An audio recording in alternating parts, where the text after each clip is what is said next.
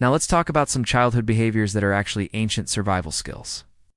When you were young, you probably did these things without even realizing it.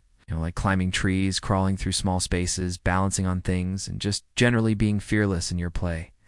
Well, turns out these aren't just fun activities for kids. They're actually things that helped our ancestors survive back in the day.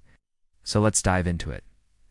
Okay, so let's start with climbing. It's just something that kids do, right? Wrong. This is a real-life skill that was super useful back in the day. Back then, people didn't have houses with 2 stories, but they did have trees. And these trees were their go-to spot for escaping predators and other dangers. Just imagine being a cave person and a saber-toothed tiger comes running towards you. Where would you go exactly? Up a tree? So yeah, knowing how to climb trees was kind of a big deal back then. Also, climbing trees wasn't just a great way to escape danger, but it was also a handy way to get food. People used to climb trees to collect fruits and nuts, which were a great source of calories and nutrients. Plus, they could also get a good view of the surroundings while up there, so they could see if any danger was lurking around before they made their move. So yeah, climbing trees was kind of a multi-purpose skill back then. But nowadays, we don't really need to climb trees for food or safety. We can just go to the grocery store and buy whatever we want. And we can call 911 if we need help. But still, it's a fun activity for kids, and it helps them develop gross motor skills and improve their balance and coordination. Who knew climbing trees could be so beneficial? All right, moving on to crawling through small spaces. Kids love doing this, and parents often worry about them getting stuck somewhere. But this behavior actually has its roots in our survival instincts. Back in the day, our ancestors had to crawl through tight spaces to escape predators or sneak around them. Just think about it. If a saber-toothed tiger is chasing you down, you wouldn't run away in a straight line, right? You'd probably try to hide or find somewhere to crawl through that the tiger couldn't fit. In those situations, being able to squeeze through small spaces could mean the difference between life and death. But not only that, crawling through small spaces also helped our ancestors save energy and stay hidden. For example, when it comes to hunting animals, being able to crawl through small spaces allowed our ancestors to get close to their prey without being detected. They could sneak up on their target and surprise them, increasing their chances of a successful hunt.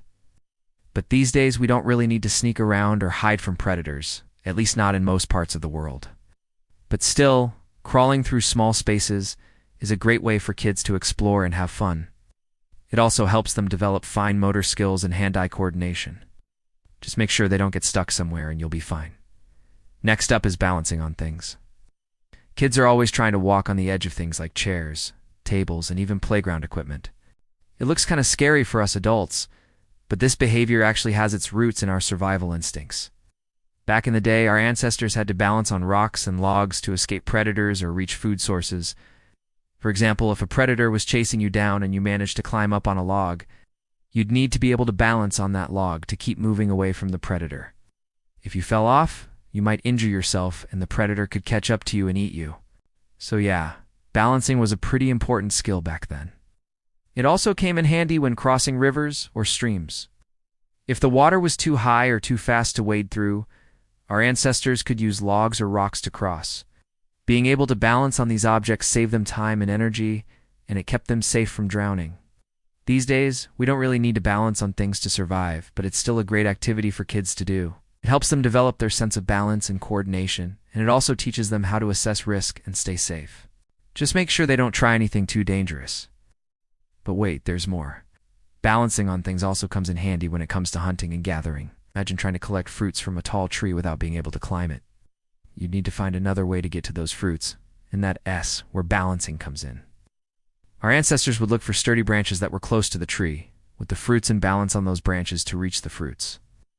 This not only saved them time and effort, but it also gave them access to a valuable food source. So yeah, balancing on things wasn't just a way to escape danger or cross bodies of water, it was also a practical way to get food. And nowadays, we may not need to worry about balancing on logs or rocks to survive, but this skill is still relevant in other areas of our lives. For example, sports like gymnastics and surfing require a lot of balance and coordination. So the kids who are good at balancing on things like chairs and tables may have a natural talent for these sports. Who knows? Maybe your kid will be the next Olympic gymnast or pro surfer. Moving on to fearless play. Kids aren't afraid of much, which can be both adorable and terrifying for parents. But this fearlessness is actually a useful trait that can help them survive in dangerous situations. Let me explain.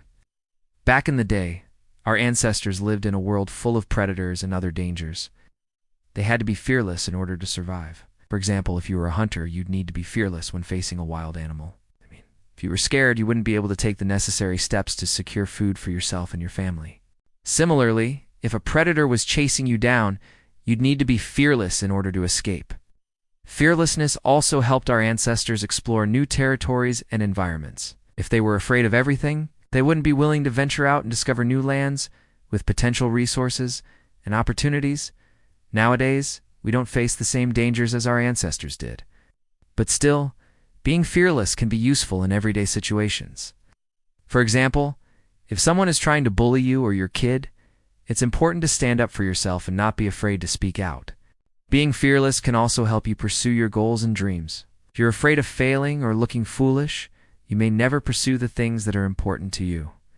So yeah, while it's important to be careful and aware of the dangers around you, it's also important to be fearless in your play and exploration. After all, it's through play that kids learn how to navigate the world and develop the skills they need to survive. But let's not forget about another important childhood behavior: curiosity. Kids are naturally curious about everything. They ask tons of questions and they love to explore and experiment. And this curiosity is what drives innovation and progress in our species. It's curiosity that pushes us to explore new things and to seek out knowledge. It's what allows us to come up with new ideas and to solve problems that we face. But this doesn't just apply to adults. Kids are also naturally curious, and this curiosity helps them learn and grow. It's through curiosity that kids explore their environment and learn about the world around them. They ask questions about everything, and they're not afraid to get their hands dirty. This curiosity is what helps them develop the skills they need to survive and thrive. So yeah, curiosity is a powerful force that can help us learn and grow. It's what allows us to make sense of the world around us and to make positive changes in our lives. In conclusion, these behaviors aren't just things that kids do for fun. They're actually skills that helped our ancestors survive back in the day. Climbing trees, crawling through small spaces, balancing on things, and being fearless in their play were all essential for survival. In these days, these behaviors may not be as life or death, but they're still important for kids to learn and develop. These activities help kids build their physical and mental skills and prepare them for the challenges they all face in life. As parents and educators, it's important to encourage these behaviors in kids and to provide them with opportunities to explore and learn. So let your kids climb trees, crawl through tunnels, and balance on things. Just make sure they're safe and having fun. And who knows, maybe one day they'll thank you for it.